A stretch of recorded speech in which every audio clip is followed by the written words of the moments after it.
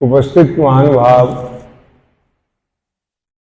सत्संग प्रेमी माताओं, बहनों और भाइयों,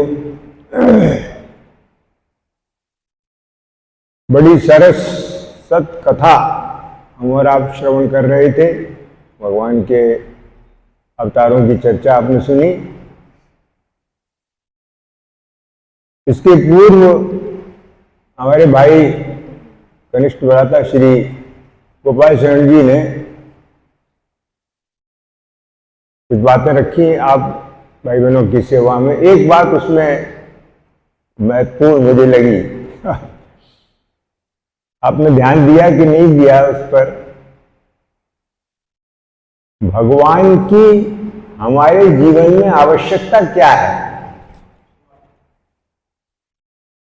क्यों चाहिए भगवान?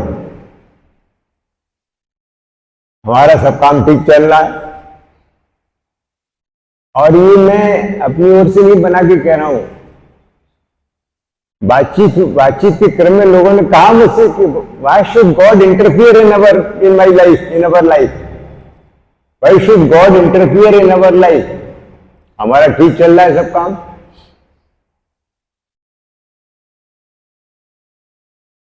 बताइए आप भाई बहनों ने कभी महसूस किया इस बात की आवश्यकता कि भगवान किस लिए चाहिए? क्या कोई भगवान कौतूहल की वस्तु है?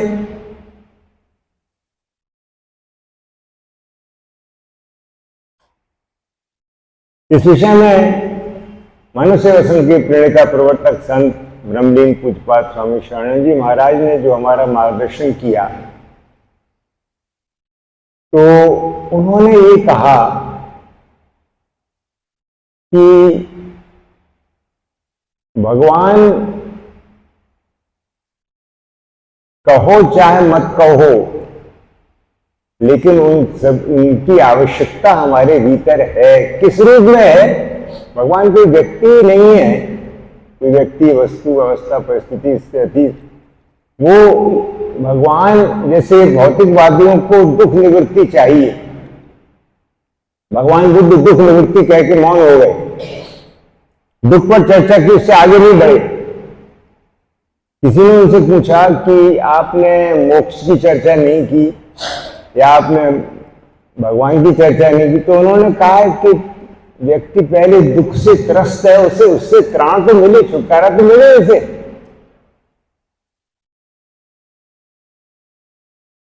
अच्छा, जैन आचार्यों ने आत्मा शब्द को रख के मोक्ष की चर्चा की, केवल मुक्ति कह के चुप हो गए।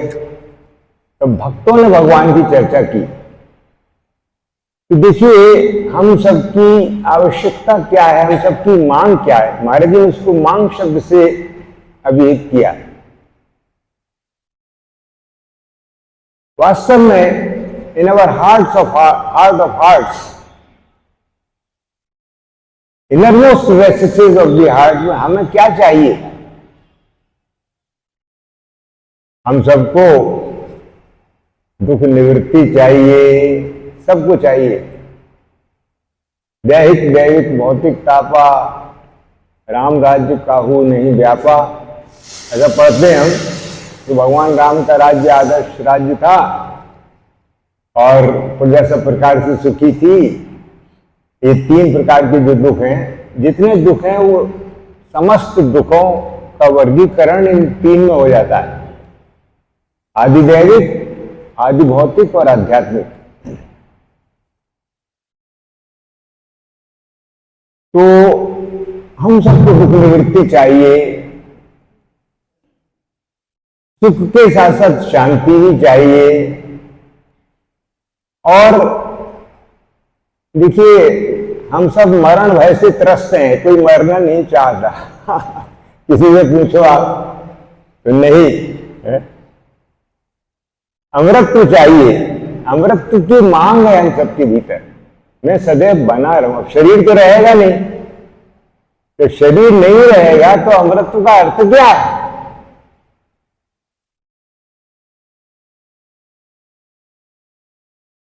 मैं सदैव बना रहूं, ये अमृत की मांग है। और मुझे रसरूप जीवन चाहिए, रस की मांग है। रस के अनेक स्रोत हैं, जैसे इंद्रियजन्य सुखों में भी रस है, लेकिन उसमें अनेक दोष हैं। उसका परिणाम शुभ नहीं है, उससे शक्ति का ह्रास होता है, भोग इंद्रियजन्य भोगों से भोगने की शक्ति का ह्रास, भोग्य वस्तु का विनाश, ये है अंत में अभाव। संसार में कितना भी आपको सुख मिल जाए, बड़े बड़े राजा महाराजा प्राचीन काल में हुए, भागवत में वो ययाति का कथन आता है, ययाति जिन्होंने अपने पुत्र की जवानी ले ली थी, तब भी तृप्त नहीं हुए, आखिर छोड़कर जाना पड़ा।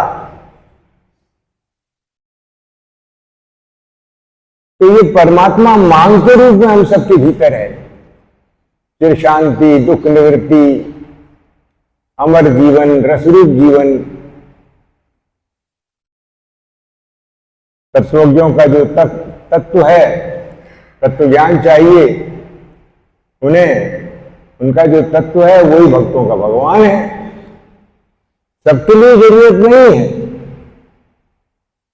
लेकिन यदि हम आवश्यकता अनुभव करते हैं तो देखें कि वो उसका स्वरूप क्या है हमारे भीतर, उस आवश्यकता का, और वो कैसे पूरी होगी।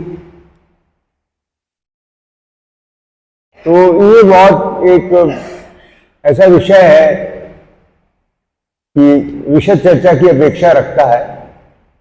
हम लोगों का मुख्य प्रयोजन मुख्य सत्संग था इस शिविर का, और कल मैंने निवेदन भी किया था आप भाई बहनों की सेवा में कि आप मुख्य सत्संग के विषय में कोई अपनी जिज्ञासा प्रकट करें तो उस पर चर्चा करें। और महाराज जी का जो साहित्य है वो हमारा मार्गदर्शन करता है, आप अपने साथ ले जाएं। आज अंतिम दिवस है,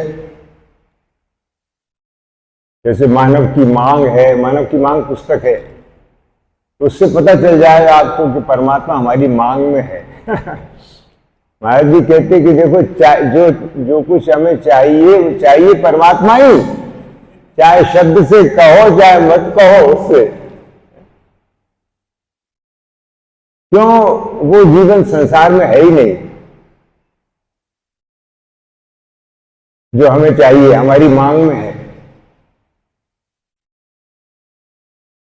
तो भगवान ने मानव, सारी सृष्टि बनाई मानव के लिए, लेकिन मानव को बनाया अपने लिए, ऐसा उनका कथन था। सारी सृष्टि मानव के लिए बनाई है। जितनी भी चराचर जगत है, पशु पक्षी कीट पतंग, उन सब में मनुष्य को नहीं मानुषात् श्रेष्ठतरम ही किंचित, मनुष्य को श्रेष्ठ माना गया है। बहुत सी बातें हम में और जीवधारियों में समान है, आहार निद्रा इत्यादि,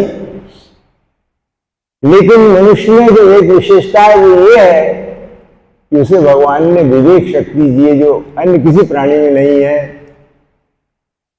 भले बुरे का विवेक, नित्यानित्य वस्तु विवेक।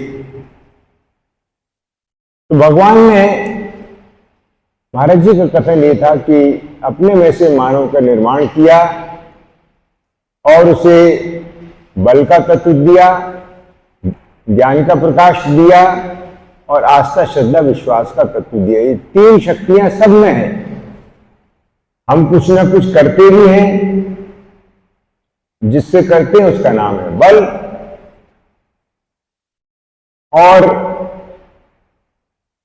हम कुछ ना कुछ जानते भी हैं अथवा जानना चाहते हैं, या यूं कहिए कि भले बुरे का ज्ञान है हमारे भीतर, करने की शक्ति है, और ये भी ज्ञान है कि क्या करना चाहिए, सही गलत, ये विवेक है। क्रिया शक्ति, ज्ञान शक्ति, बल, विवेक और आस्था, आस्था का तत्व भी है। जैसे महाराज जी ने कहा, किसी बालक ने आज तक अपने ज्ञान से अपने माँ बाप को विषय नहीं किया। ऐसी बात कहते थे महाराज। तू जान सकता है कि मैं इन्हीं माता पिता का पुत्र हूं। अब आज तो आप कहेंगे साहब वो तरह तरह की जांचें चल रही है, वो कौन सी जांच होती है? DNA test. डीएनए टेस्ट करवा लेंगे, ये करवा लेंगे, वो करवा लेंगे। तो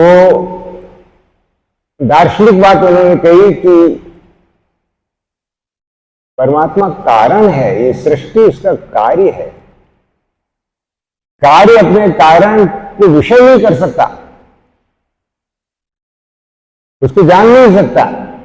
कार्य अपने कारण में विलीन हो सकता है, ये विलीन होने की प्रक्रिया है। साधक भाव स्वीकार करके और साधन पथ पर चलना, योग बोध प्रेम को प्राप्त करना। तो समय पूरा हो रहा है। सत्संग के ऊपर कोई आपकी जिज्ञासा आई नहीं, कोई प्रश्न आया नहीं। बहुत महत्वपूर्ण है और उसमें सारे हमारे प्रश्नों का समाधान है। देखिए, हम सबके भीतर जिज्ञासा रहती है कि ये संसार जो मैं देखता हूं, ये जगत क्या है। कभी लगता है कि भाई ये दुख रूप है, लेकिन दुख रूप लगता है तो फिर मन अड़ता क्यों नहीं इससे? अगर दुख रूप है, संसार के बारे में जिज्ञासा है, पूर्ण ज्ञान नहीं है, दुख रूप है, लेकिन सुख भी है। सुख की तलाश बंद नहीं होती है, जारी रहती है। मैं कौन हूं, ये जिज्ञासा का क्षेत्र है। यह क्या है? यह माने चराचर जगत। मैं कौन हूं पता ही नहीं, शरीर से अतीत गहरी नींद में पता ही नहीं चलता मैं कहां चला गया, मेरा पद कहां है, मेरी प्रतिष्ठा कहां है। हीरे जवाहरात, धन दौलत, कोठीकार, नौकर चाकर कहां है? कुछ भी नहीं है। तो ये जिज्ञासा का विषय है। और परमात्मा ये उनके लिए है कि आस्था श्रद्धा विश्वास, कि जो भगवान के शरणागत होकर उनमें आस्था श्रद्धा विश्वास करना चाहते हैं। ऐसे भी हैं लोग नहीं चाहते, वो न माने भगवान को। कोई इसमें अपना अपमान नहीं मालूम देता। अगर भगवान को कोई न माने, किसी ने कहा महाराज जी से कि महाराज हम अगर भगवान को न माने, तो उन्होंने कहा कि भगवान नाराज नहीं होते, लेकिन उनके विधान को मानना पड़ेगा आपको। कोई कहे भाई हम गवर्नमेंट को नहीं मानते, इसको आज जो पावर में है पार्टी, हम उसको नहीं मानते, गवर्नमेंट को नहीं मानते, तो महाराज जी का मत मानो, लेकिन कानून को, बोले कानून को तो मानना पड़ेगा, नहीं तो आपको फिर न्यायालय में पेश होना पड़ेगा। ये बात है। देखिए, जिन्होंने भगवान को नहीं माना, उन्होंने उनके विधान को माना। कल इस पर चर्चा की थी हम लोगों ने। भगवान का विधान यही है कि हम जो कुछ करते हैं, करने की शक्ति हमें मिली है, वो कई गुना होकर लौटकर हमारे पास आता है। तो हम सावधानी से कार्य करें और ऐसा न करें जो अपने लिए अभिष्ट नहीं है। तो कर्म का जो फल है वो अवश्य भोगना पड़ता है। ये ईश्वरीय विधान है, इसको कोई टाल नहीं सकता, काट नहीं सकता। तुलसी रेखा कर्म की मैट सके ना राम, और मैटे तो अचरज नहीं, पर समझ करे सब काम। भगवान भी अपने विधान को मिटाते नहीं है। मिटा सकते हैं, समर्थ हैं, तो उन्हीं के विधान है, विधान के ऊपर है। मिटा दें तो आश्चर्य नहीं। लेकिन हमको जो भगवान ने विवेक दिया है, समझ दी है, बुद्धि दी है, तो होशो आवाज दिए, तो अपने ठीक ठाक रहो, सही काम करो, गलत मत करो। ऐसे कार्य मत करो जिनका फल आपको अभिष्ट नहीं है, जिनका परिणाम आपको अभिष्ट नहीं है, ऐसा ना करो। करने में सावधान और होने में प्रसन्न रहो। महाराज जी की वाणी है, हर घटना प्रभु की लीला, हर काम प्रभु की पूजा। तो समय पूरा हो रहा है और आप सबको बहुत बहुत शुभकामनाएं कि भाई आप अपने गंतव्य को प्रस्थान करें, आपकी यात्रा शुभ हो। मानव सेवा संघ से एक पत्रिका निकलती है,